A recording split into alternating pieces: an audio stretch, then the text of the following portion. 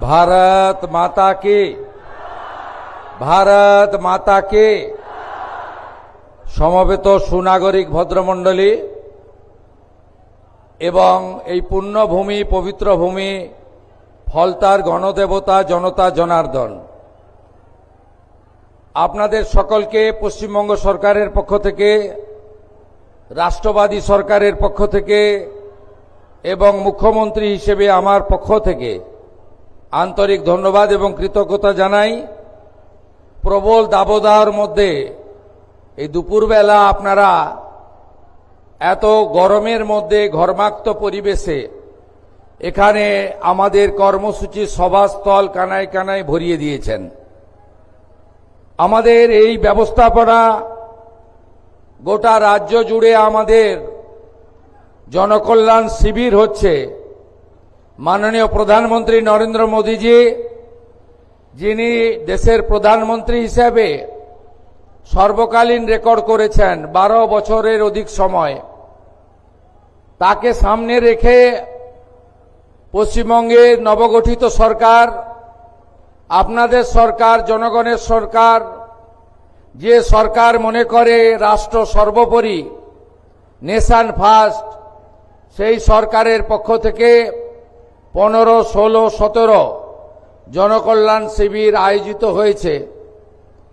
আপনারা এই শিবিরে সমবেত হয়েছেন। আমি আরেকবার ধন্যবাদ জানিয়ে আয়োজক ব্যবস্থাপক, দক্ষিণ 24 পরগনার তরুণ জেলা শাসক আইএস অভিষেক তেওয়ারি সহ তার সমগ্র টিমকে, তারা এত অল্প সময়ের মধ্যে এই ব্যবস্থাপনা করার জন্য তাদের প্রতি আমি ধন্যবাদ এবং কৃতজ্ঞতা জ্ঞাপন করি। মঞ্চে উপবিষ্ট আছেন মন্ত্রিসভায় আমার সাথী, রাজ্যমন্ত্রী এবং কাকদ্বীপ থেকে নির্বাচিত মাননীয় বিধায়ক সম্মানীয় দীপঙ্কর জানা মহোদয়। আমাদের মধ্যে আছেন যাকে আপনারা লক্ষাধিক ভোটে কিছুদিন আগে জিতিয়েছেন, ফলতার জনপ্রিয় বিধায়ক, তরুণ নেতা, অ্যাডভোকেট দেবাংশু পান্ডা মহোদয়। গোসাবার বিধায়ক ভাতৃপ্রতিম বিকর্ণ নস্কর, সাগরের বিধায়ক মাননীয় সুমন্ত মণ্ডল এবং ডায়মন্ড হারবারের বিধায়ক পান্নালাল হালদার মহোদয় মঞ্চে আছেন। আছেন এই রাজ্যের ডিজিপি মহোদয়, সিনিয়র আইপিএস, যার নেতৃত্বে অবাধ এবং গণতান্ত্রিক সুরক্ষিত নির্বাচন হয়েছে, মাননীয় সিদ্ধিনাথ গুপ্তাজি। আমাদের মধ্যে উপবিষ্ট আছেন আমাদের ভূমি সংস্কার দপ্তরের প্রিন্সিপাল সেক্রেটারি সুরেন্দ্র গুপ্তাজি। আমাদের মধ্যে উপবিষ্ট রয়েছেন এডিজি রাজেশ সিনহাজি। আমাদের মধ্যে উপবিষ্ট আছেন এই এলাকার আইজি, আমাদের এই জেলার নতুন এসপি চন্দ্রশেখর বর্ধন সহ আমাদের সাধারণ প্রশাসন, পুলিশ প্রশাসনের সমস্ত ব্যক্তিবর্গ। উপবিষ্ট আছেন সমাজসেবিকা শ্রীমতী সোমা ঘোষ, প্রাক্তন বিধায়ক দীপক হালদার এবং আরও সাথীবৃন্দ। সকলকে আমি যথাযথ সম্মান এবং অভিনন্দন জানাই।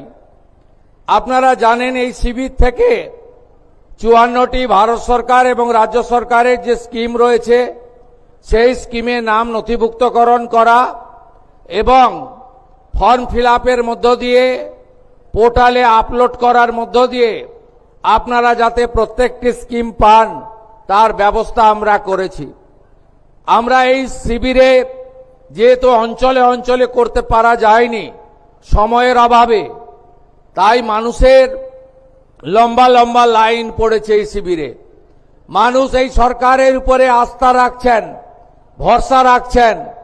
এই সরকার সামাজিক সমস্ত কল্যাণকর কর্মসূচি, পরিচ্ছন্নতার সঙ্গে স্বচ্ছতার সঙ্গে কেন্দ্র এবং রাজ্য সরকারের স্কিমের সমস্ত বেনিফিট যাতে ডাইরেক্ট বেনিফিট ট্রান্সফার অর্থাৎ ব্যাংকিং সিস্টেমের মাধ্যমে কোনো রকম দুর্নীতি ছাড়াই, মধ্যস্বত্বভোগী ছাড়াই, কোনো রকম ব্রোকার বা আপনাদের বঞ্চিতকারী যে ব্যবস্থাপনা, সেটা ছাড়াই যাতে আপনারা পেতে পারেন, তার জন্য এই ব্যবস্থা নিয়েছেন। সেই কারণে আমরা এত মানুষের তাদের আশা প্রত্যাশা দীর্ঘ লাইন আমরা আগামীকাল 18 তারিখ পর্যন্ত গোটা রাজ্যে এই শিবির চালাবো, এই নির্দেশিকা দিয়েছি। আমরা আপনাদের কাছে যে কথাটা বলতে চাই যে আপনারা জানেন যে এই 54টা স্কিমের মধ্যে সবচেয়ে গুরুত্বপূর্ণ স্কিম হচ্ছে আয়ুষ্মান ভারত। যে আয়ুষ্মান ভারতে পোর্টালে নাম নথিভুক্ত করলে আপনি ভারতবর্ষের যে কোনো জায়গায় সরকারি এবং বেসরকারি হসপিটালে 5 লক্ষ টাকা পর্যন্ত চিকিৎসা ফ্রি পাবেন। এই রাজ্যে 1,43,00,000 পরিবার, 6.5 কোটি মানুষ এই আয়ুষ্মান ভারতের প্রকল্পের সুযোগ আপনারা পাবেন, যার 60% অর্থ মোদীজির নেতৃত্বে ভারত সরকার দেবে, 40% অর্থ পশ্চিমবঙ্গ সরকার এর সঙ্গে যুক্ত করবে। দ্বিতীয় কর্মসূচি আপনাদের কাছে আমি বলবো, প্রান্তিক মানুষরা, গ্রামে থাকা মানুষরা, স্বল্প রোজগার যারা করেন তারা প্রধানমন্ত্রী সূর্য ঘর প্রকল্পে সোলার আলোর জন্য ব্যবস্থা নিন। 100 ইউনিটের জন্য 30,000 টাকা, 200 ইউনিটের জন্য 60,000 টাকা, 300 ইউনিটের জন্য 78,000 টাকা প্রধানমন্ত্রী সূর্য ঘরে আপনারা সাবসিডি বা ভর্তুকি পাবেন। এর ফলে আপনাকে ইলেকট্রিকের বিল দিতে হবে না। এটারও সুযোগ আপনারা এই জনকল্যাণ শিবির থেকে নাম নথিভুক্তকরণের মধ্য দিয়ে গ্রহণ করুন। তৃতীয় সেটি হলো আমাদের অন্নপূর্ণা যোজনা। আপনারা জানেন যে কেন আমরা ফর্ম ছাপিয়ে ভেরিফিকেশন করে আমরা উপযুক্ত প্রাপকদেরকে চিহ্নিত করছি। কারণ বিগত সরকারের যে লক্ষ্মী ভান্ডার প্রকল্প, এই প্রকল্পে ব্যাপক দুর্নীতি হয়েছে। মুর্শিদাবাদ জেলার জঙ্গিপুর ব্লকে সেখানে প্রায় 4-4.5 হাজার পুরুষরা লক্ষ্মীর ভান্ডারের টাকা তুলে নিয়ে চলে গেছে। কৃষ্ণনগর 2 নম্বর ব্লকে নদিয়া জেলায় একটা অঞ্চলে 173 জন পুরুষ লক্ষ্মীর ভান্ডারের টাকা তুলেছে। আমাদের মঞ্চে ডিজিপি আছেন, তিনি তার পুলিশ সিআইডি তদন্ত করছে। একটা বড় র্যাকেট আমাদের মা বোন দিদিদের হকের অর্থ, সরকারি অর্থ লুট করেছে। তাই আমরা পরিচ্ছন্নতার সঙ্গে ফর্ম ফিল আপের মাধ্যমে আমরা আপনাদের দিতে চাই। আমরা দিতে চাই তাদের যারা সরকার বা সরকার পোষিত বা প্রাইভেট স্কুল যেখানে সরকার অনুমোদিত, সেই স্কুলে আপনাদের বাচ্চাদেরকে পড়াশোনা আপনারা করান। সেক্ষেত্রে বেসরকারি প্রাইভেট স্কুলও আমরা দেব যারা কেন্দ্রীয় বা রাজ্য বোর্ডের অনুমোদন পেয়েছে। কিন্তু আমরা এমন কোন জায়গায় দেব না যেখানে ধর্মীয় শিক্ষা দেওয়া হয়, যেখানে ভারত বিরোধী কথা শেখানো হয়। সেখানে যারা পড়াশোনা করেন তাদের পড়াশোনাটা আমাদের মূল স্ট্রিম এডুকেশন, মূল ধারার শিক্ষার মধ্যে পড়ে না, আমরা তাদেরকে দেব না। যারা ভারত সরকারের, রাজ্য সরকারের বিভিন্ন ভ্যাকসিনেশন কর্মসূচিতে অংশগ্রহণ করেন না, ভ্যাকসিনেশন যখন হয় বলে এই টিকা আমার বাচ্চাকে লাগাবো না, এটা জন্ম নিয়ন্ত্রণের টিকা, তাই আমরা তাদেরকেও দেব না। তাই আপনারা সহযোগিতা করুন। ইতিমধ্যে জুন মাসে 3 তারিখে 28 লক্ষ মা বোন দিদির অ্যাকাউন্টে 3,000 টাকা করে ঢুকে গেছে। এখন অবধি 1,05,00,000 আমাদের মা বোন দিদি তারা এই অন্নপূর্ণা যোজনায় নাম নথিভুক্ত করেছেন। তাদের ভেরিফিকেশন কমপ্লিট করে আমরা পোর্টালে আপলোড করে দিয়েছি এবং এরা আগামী 1 জুলাই তারা এই জুন মাসের 3,000 করে টাকা অ্যাকাউন্টেও পেয়ে যাবেন, ঢুকে যাবে। এতটুকু চিন্তা করবেন না। এখনো যারা বাকি আছেন জনকল্যাণ শিবিরে আপনারা ফর্ম ফিল আপ করুন, আধিকারিকরা সাহায্য করবে এবং আমরা প্রয়োজন হলে আমাদের বাড়ি বাড়ি গিয়ে সেই সহযোগিতা আপনাদেরকে করব।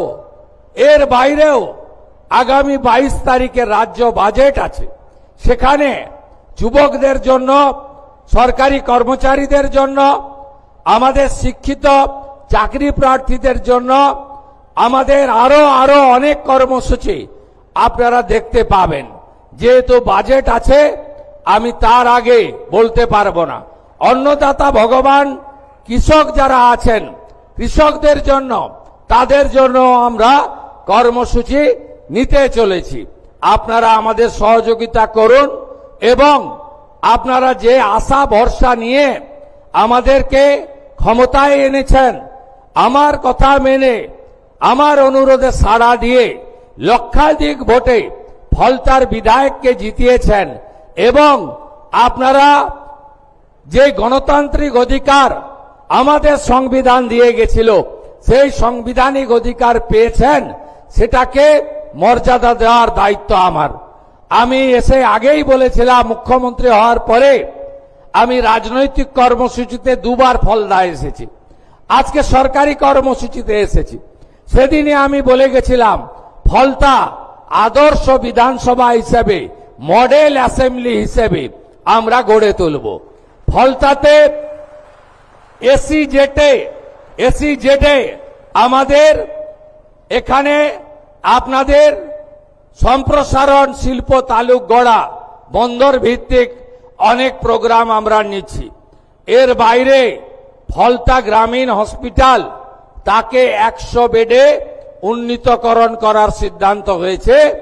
প্রয়োজনীয় ডাক্তার, প্রধানমন্ত্রী জনঔষধি কেন্দ্র এবং আধুনিক চিকিৎসা সামগ্রী ফলতা হসপিটাল থেকে ফলতার গণদেবতা জনতা জনার্দন পাবেন। ফলতার বিডিও মহোদয় রয়েছেন, ডায়মন্ড হারবারের এসডিও রয়েছেন। তারা অবিলম্বে জায়গা চিহ্নিত করে ডিপিআর বানিয়ে জেলা শাসকের মাধ্যমে আমাদের সচিবালয়ে পাঠাবেন। ফলতাতে আমরা একটি মহিলা কলেজ এবং একটি ফায়ার ব্রিগেড স্টেশন এখানে অনুমোদন দিচ্ছি। এর বাইরেও আমরা ফলতা থানাকে শক্তিশালী করা এবং ফলতা থানায় মহিলাদের জন্য আলাদা হেল্প ডেস্ক তৈরি করে এখানে আরো মহিলা অফিসারদেরকে আমরা নিয়োগ করব এবং পরিষ্কারভাবে বলে যাই, আইন হাতে তুলে নেবেন না। এ সরকার ছাড়বে না, এ সরকার কাউকে ছাড়বে না। আমি যখন এই কল্যাণ শিবিরে একজন বোনকে পরিষেবা দিচ্ছিলাম, তিনি আমাকে বলছিলেন চোখের জল ফেলতে ফেলতে, একটু আগেই ডিজিপি সাক্ষী বলছেন আমার মাথার সিঁদুর আপনারা রক্ষা করে দিয়েছেন। এই যে কথা স্বাধীন দেশে আমাদের শুনে কষ্ট হয়, আমি আপনাদের কথা দিয়ে গেলাম, ফলতায় আইনের শাসন প্রতিষ্ঠা হয়েছে। এখানে শাসকের আইন চলবে না। গুন্ডামি, জঙ্গিপনা, জমি লুট আমরা কোনোটাই ভবিষ্যতে করতে দেব না। ভোট লুট তো অতীত হয়ে গেছে। আপনারা নিশ্চিন্ত থাকুন, যত বড় মাফিয়া ডন হোক না কেন, তাকে সবক শিখানোর কাজ ভারতীয় জনতা পার্টি পরিচালিত রাজ্যের সরকার করবে। আমি টিভিতে দেখছিলাম, উত্তরবঙ্গে ছিলাম, কার্শিয়াঙ্গে পাহাড়ে, এখানে কিছু লোক একজন মাফিয়া স্ত্রীর নেতৃত্বে পুলিশ এবং প্যারামিলিটারিকে আক্রমণ করতে গেছিল। আমি এখানে এসপি সাহেব আছেন, আমি বলে গেলাম ভিডিওতে যতগুলোকে ছবিতে দেখা গেছে কেউ যেন বাড়িতে না থাকে, তাদেরকে আইনের আওতায় আনতে হবে এবং ভারতীয় ন্যায় সংহিতার অন্তর্গত রাষ্ট্রবিরোধী কার্যকলাপের যে ধারা আছে, আমি পুলিশ মন্ত্রী হিসেবে আপনাকে নির্দেশ দিচ্ছি, সেই ধারাতে এমন শিক্ষা দিন যাতে কোনোদিন কোন পুলিশ সরকারি কর্মচারী, প্যারামিলিটারি যারা এসেছেন আমাদের সাহায্য করতে, তাদেরকে কেউ আক্রমণ করার সাহস না রাখে। আপনারা শুনলে খুশি হবেন, শুধু জেলের ভাত খাওয়ানো নয়, যারা হামলা করেছে তাদের সম্পত্তি বাজেয়াপ্ত করে সেই সম্পত্তিকে নিলামে চড়ানোর কাজও আপনাদের ডবল ইঞ্জিন সরকার করবে। আইনের শাসন প্রতিষ্ঠা করাই আমাদের লক্ষ্য। সবাই ভালো থাকবেন। প্রচন্ড ঘর্মাক্ত পরিবেশ, আপনাদের আমি আর দীর্ঘ বক্তব্য রাখতে চাই না। অনেক মা বোন দিদিরা এসেছেন, আপনারা সবাই ভালো থাকুন, সবাই মিলে কাজ করুন। আর ফলতায় অনেক দুর্নীতি হয়েছে। আমি এখানে জেলা শাসককে বলে গেলাম, গত আমফানে ফলতাতে প্রত্যেকটা হাউস ড্যামেজে 20,000 টাকা করে প্রধানমন্ত্রী রিলিফ ফান্ড থেকে দেওয়া হয়েছিল। 20,000 ইউনিট টাকা চুরি হয়েছে, আমি তালিকা পেয়েছি, তারও ব্যবস্থা হবে। আর কিছুদিন আগে বিগত সরকার বাংলার বাড়ি বলে একটা স্কিমে প্রথম কিস্তিতে 8,000 বাড়ি, এখানে বাড়ি হয়নি, সেখানে 60,000 টাকা করে 8,000 ইউনিট টাকা তুলে নিয়ে চলে গেছে। কে তুলে নিয়ে চলে গেছে আপনারা জানেন। তাকে অভিযোগ আছে বিগত দিনে যিনি বিডিও ছিলেন তিনি সহায়তা করেছেন। বিডিওর বিরুদ্ধে যে ব্যবস্থা নেওয়ার আমাদের ভিজিলেন্স নেবে সরকারি। আর ডিএম সাহেবকে আমি বলে গেলাম, এই ক্ষেত্রে প্রত্যেকটি বেনিফিশিয়ারির ফিজিক্যাল ভেরিফিকেশন, অর্থাৎ বাড়ির যে টাকা লুট হয়েছে সেই লুটের টাকা ফেরত করানো এবং তাদের বিরুদ্ধে প্রয়োজনীয় ব্যবস্থা নেওয়ার কাজ এখানকার জেলা প্রশাসন করবে। আমি এটা নজর রাখব। সবাই খুব ভালো থাকবেন, সবাই ভালো থাকবেন। আগামী 20 জুন ডক্টর শ্যামাপ্রসাদ মুখার্জি 1947-এ পশ্চিমবঙ্গ দিয়ে গেছিলেন। পশ্চিমবঙ্গ দিবস সর্বত্র পালন করবেন। আর আগামী 21 তারিখ বিশ্ব যোগা দিবস। 181টা দেশ ভারতবর্ষের এই উদ্যোগ গ্রহণ করেছে। বিগত দিনে পশ্চিমবঙ্গে বেসরকারিভাবে হতো, এবারে সরকারিভাবে হচ্ছে। মাননীয় প্রধানমন্ত্রী নরেন্দ্র মোদীজি তিনি নিজে থাকবেন কলকাতাতে যোগা দিবসে। আপনারাও প্রত্যেকটি রাস্তায়, প্রত্যেকটি এলাকায় যোগা দিবস পালন করার মধ্য দিয়ে আমাদের এই যোগকে বাড়িতে বাড়িতে পৌঁছে দেওয়ার কাজ করবেন। এই আবেদন নিবেদন রেখে আপনারা 22 তারিখের বাজেটের পরে দেখবেন আমরা পশ্চিমবঙ্গের এমন কোনো জায়গা নেই, এমন কোনো সম্প্রদায় নেই, এমন কোনো এলাকা নেই যে এলাকায় উন্নয়নের কথা আমরা ভাবিনি। আপনাদের সরকার আপনাদের জন্য কাজ করবে। আর আমি নিজে মুখ্যমন্ত্রী হিসাবে সুন্দরবন উন্নয়ন দপ্তর হাতে রেখেছি। আমার সাথে এমওএস আছেন দীপঙ্কর জানা। আমি কথা দিয়ে গেলাম, এই অপরূপ সুন্দর দক্ষিণ 24 পরগনা, অপরূপ সুন্দর সুন্দরবন সহ এই সমস্ত এলাকা, ফলতা থেকে শুরু করে সাগর পর্যন্ত, বাসন্তী কুলপি থেকে শুরু করে রায়দিঘি পর্যন্ত, আমাদের অগ্নিশ্বর নস্কর এখানে আছেন বিধায়ক, ওই এলাকা বিষ্ণুপুর সাতগেছিয়া আমরা সুন্দর করে সাজানোর কাজ করব। এই অঙ্গীকার রেখে আমার কথা শেষ করলাম। জয় হিন্দ, বন্দে মাতরম।